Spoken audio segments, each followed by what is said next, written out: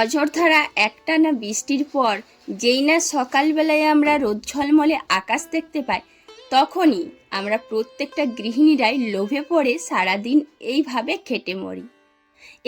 খেটে মরি। কারণ এই সমস্ত জিনিসগুলো আমাদেরকে কেউ বলে দেয় না, কিন্তু আমরা নিজে থেকেই যেন নিজেদের ঘাড়ে দায়িত্ব নিয়ে ফেলি। ওই যে সংসারকে যারা ভালোবাসে তারা কিন্তু সংসারের ভালো মন্দ, রোদ জল বৃষ্টি সব কিছু যেন তারা নিজেদের দায়িত্বে নিয়ে রেখে দেয়।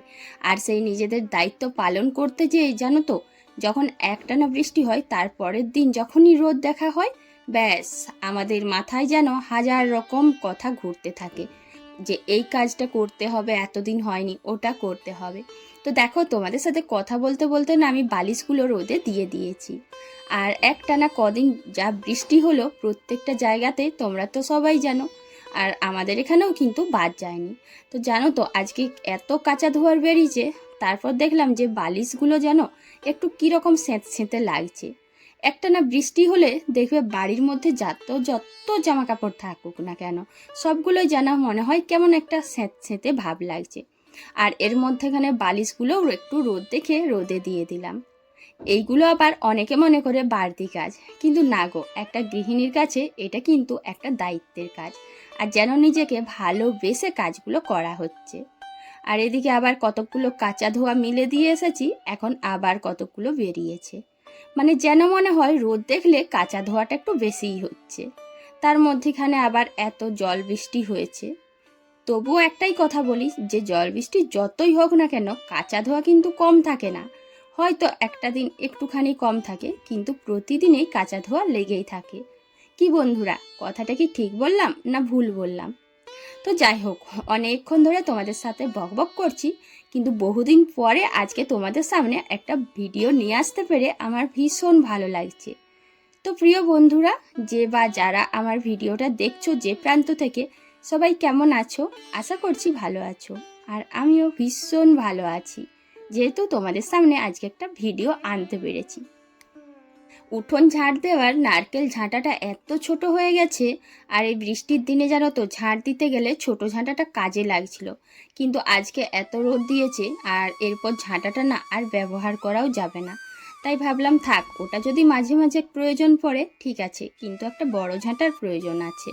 তাই দেখো বড় ঝাঁটাটা নিয়ে এসেছি, কিন্তু জানো বড় ঝাঁটাগুলোর ডগাগুলো এতটাই পাতলা পাতলা নরম যে এটাতে ধুলোবালি তো দূরের কথা, একটা পাতাও ঝাঁট দেওয়া যাবে না।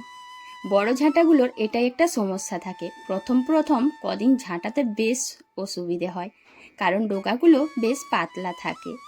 আর ছোট ঝাঁটার ক্ষেত্রে কিন্তু ওটাতে অনেক সুবিধা হয়, বালি পাথর ছোটোখাটো যা যা জিনিস থাকে, এমনকি যতই পাতা ঝাঁটাও খুব ভালো করে ঝাঁট দেওয়া যায়। আর জানো সকালবেলায় তো উঠোন ঝাঁট দিয়েছি, কিন্তু এখন এই যে নতুন ঝাঁটাটা বের করেছি, সেই জন্য যেন একটু কাজটা করে নিতে ইচ্ছে করলো। একটা নতুন ঝাঁটা হাতে পেয়ে সেটা ওরকমই রেখে দেবো মনটা মানল না।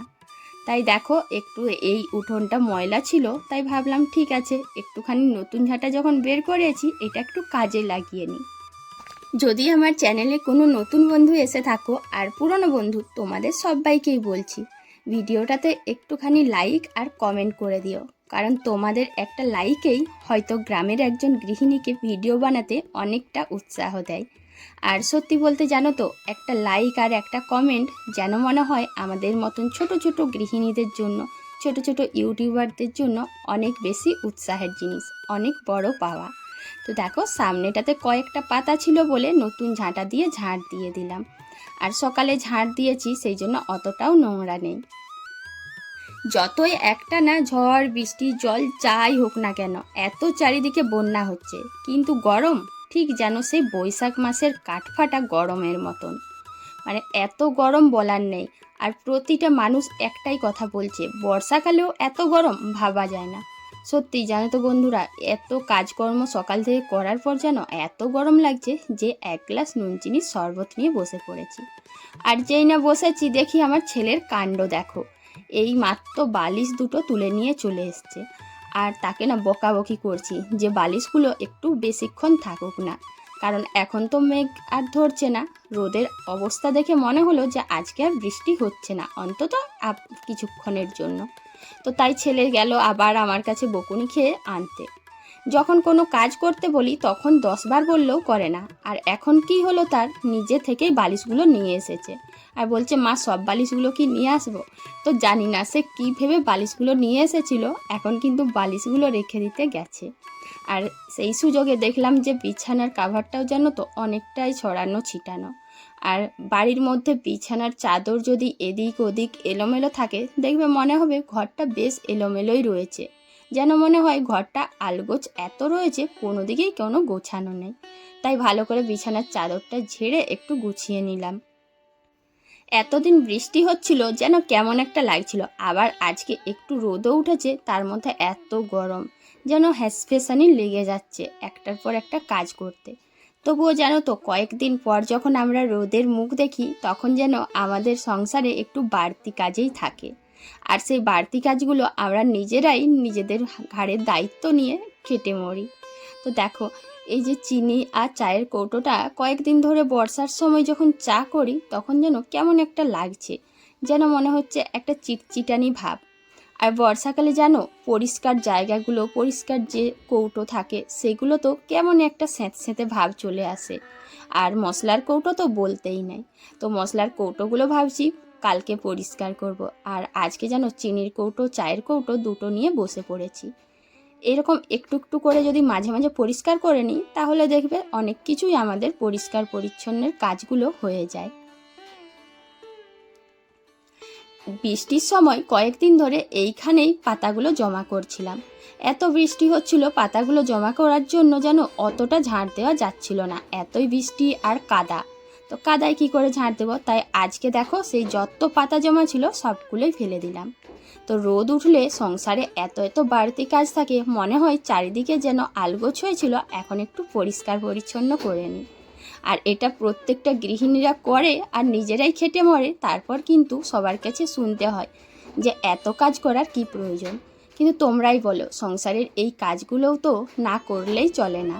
তো দেখো, কাজ বাজ সব গুছিয়ে অনেকটাই বেলা হয়েছে। আর আজকে জানো তো রান্না করছি কাঁঠাল বীজ দিয়ে চচ্চড়ি। সব কিছু সবজি থাকলেও কাঁঠাল বীজটার স্বাদটা যেন একটু আলাদাই লাগে। তো যাই হোক, আজকেই কিন্তু কাঁঠাল বীজগুলো শেষ। কাঁঠাল বীজগুলো না ধুয়ে করে শুকনো করেছিলাম বলে অনেক দিন ধরেই সবজিতে মেশাতে পেরেছি। আর করেছি ডিম আলুর তরকারি। তো প্রিয় বন্ধুরা, আজকের এই ভিডিওটা তোমাদের কেমন লাগলো সেটা কিন্তু কমেন্ট করে একটুখানি বলে দিও, কারণ তোমাদের এই কমেন্টেই আমাকে অনেকখানি উৎসাহ দেয়। আজকের ভিডিও এখানেই শেষ করছি, টাটা।